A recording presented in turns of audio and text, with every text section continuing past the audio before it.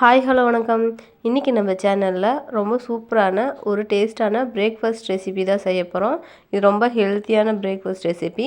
இட்லி, தோசை, சப்பாத்தி இதெல்லாம் செஞ்சு சாப்பிட்டு உங்களுக்கு போர் அடிச்சிருச்சுன்னா இந்த மாதிரி டிஃப்ரெண்ட்டாக செஞ்சு பாருங்கள். நல்லா டேஸ்ட்டாக இருக்கும். இது ஒரு டைம் செஞ்சு கொடுத்துட்டிங்கன்னா குழந்தைங்கலேருந்து பெரியவங்க வரையும் திரும்ப இது செஞ்சு கொடுங்கன்னு கேட்பாங்க.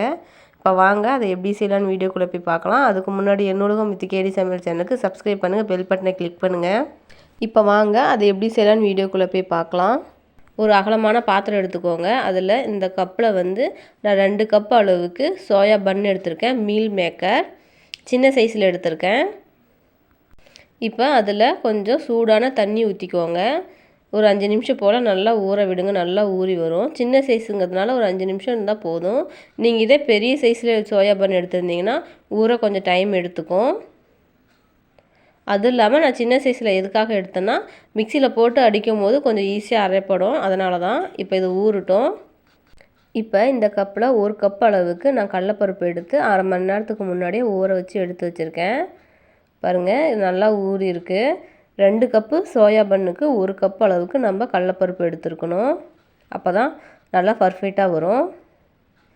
இப்போ பாருங்கள், மீல் மேக்கர் நல்லா ஊறி இருக்குது சோயா பன்னு. இப்போ நல்லா புழிஞ்சிட்டு ஒரு மிக்ஸி ஜாரில் சேர்த்துக்கலாம். தண்ணி இல்லாமல் நல்லா புழிஞ்சிட்டு சேர்த்துக்கணும். அப்போ தான் நமக்கு இந்த ரெசிபி பர்ஃபெக்டாக வரும். நீங்கள் பெரிய சோயா பன்னாக இருந்துச்சுன்னா அதை 2-3 பிச்சு போட்டுக்கோங்க. நல்லா ஊற வச்சுட்டு. அப்போ தான் மிக்சியில் நல்லா அரைப்படும். ஊற வச்ச சோயா பன்னை நல்லா இப்படி புழிஞ்சு மிக்ஸி ஜாரில் சேர்த்தாச்சு. இப்போ நம்ம ஊற வச்ச கடலைப்பருப்பை தண்ணி இல்லாமல் இந்த மிக்ஸி ஜாரில் சேர்த்துக்கலாம். 2 கப்பு சோயா பன்னுக்கு 1 கப் அளவுக்கு கடலைப்பருப்பு இருக்கணும். இப்போ காரத்துக்காக 3 வரமிளகாய், 2 பச்சை மிளகாய் எடுத்திருக்கேன். இதை சேர்த்துட்டு கொஞ்சமாக தேவையான அளவுக்கு உப்பு சேர்த்துட்டு மிக்சியில் போய் நல்லா அரைச்சிட்டு வந்துடுங்க. ரொம்ப நைஸாக இல்லாமல் கொஞ்சம் கொரகொரப்பாக இருக்கிற மாதிரி பார்த்துக்கணும். பாருங்கள், இந்த அளவுக்கு இருந்தால் போதும். பாருங்கள், தண்ணி எதுவுமே விடாமல் ஆட்டிட்டு வந்திருக்கேன். கடலைப்பருப்பும் ஊறி இருக்குது, சோயாபானும் நல்லா சாஃப்டாக ஊறி இருக்கிறதுனால, ஈரப்பதமாக இருக்கிறதுனால தண்ணி எதுவும் தேவையில்லாமல் நம்ம அரைச்சிட்டு வந்தாச்சு.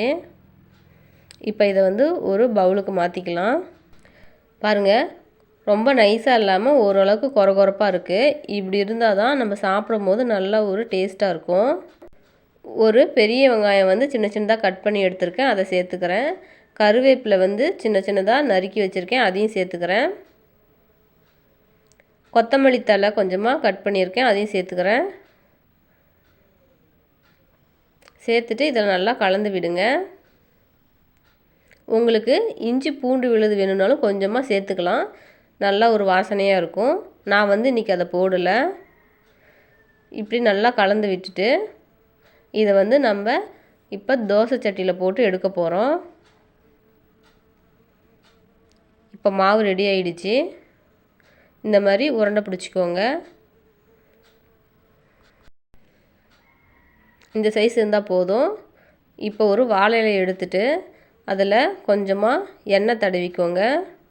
இப்போ நாம் ரெடி பண்ணி வச்ச மாவை இந்த வாழை இலையில் போட்டு நல்லா தட்டிக்கலாம். உங்களுக்கு எந்த அளவுக்கு சைஸ் பெருசாக வேணுமோ அந்த அளவுக்கு பண்ணிக்கலாம். ஓரளவுக்கு முடிஞ்ச அளவுக்கு சின்ன சைஸாக பண்ணிட்டீங்கன்னா தோசைக்கல்லை திருப்பி போடும் போது உடையாமல் வரும். பாருங்கள், இந்த அளவுக்கு இருந்தால் போதும்.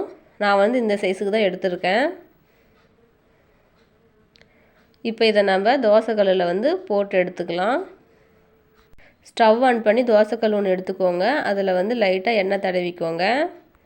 எண்ணெய் தடவிட்டு நம்ம வாழை இலையில் ரெடி பண்ணி வச்ச அந்த மாவு இப்படி கமுத்து போட்டு மெல்லமாக இந்த வாழை இலையை எடுத்துக்கோங்க. பாருங்கள், நம்ம எண்ணெய் தடவினதுனால வாழை இலையில் அதிகமாக மாவு ஒட்டலை. ஒரு நிமிஷம் போல் விடுங்க, நல்லா வேகட்டும். வெந்ததுக்கப்புறம் இப்படி திருப்பி போடுங்க. இது வேக 1.5 நிமிஷம் போல் ஆகும். இது வேகும் போது நல்ல ஒரு வாசனையாக இருக்கும். பாருங்கள், இப்போ இது வெந்துருச்சு. இப்போ நம்ம இது ஒரு பிளேட்டுக்கு மாற்றிடலாம். இப்போ பாருங்கள், சூப்பரான பிரேக்ஃபாஸ்ட் ரெசிபி ரெடி ஆகிடுச்சு.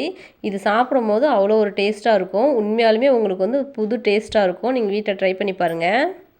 மேலே வந்து நல்லா கிறிஸ்பியாக இருக்கும், உள்ளே வந்து சாஃப்டாக இருக்கும். உண்மையாலுமே இந்த டேஸ்ட் வந்து அவ்வளோ சூப்பராக இருக்கும். நீங்கள் வீட்டில் ட்ரை பண்ணி பார்த்துட்டு கமெண்ட் பாக்ஸில் கமெண்ட் பண்ணுங்கள். இதை வந்து ஒரு முறை நீங்கள் வீட்டில் செஞ்சு கொடுத்தீங்கன்னா குழந்தைங்கலேருந்து பெரியவங்க வரலும் எல்லாம் இதே போல் செஞ்சு கொடுன்னு கேட்பாங்க. கண்டிப்பாக இந்த ரெசிபி உங்களுக்கு பிடிச்சிருக்குன்னு நினைக்கிறேன்.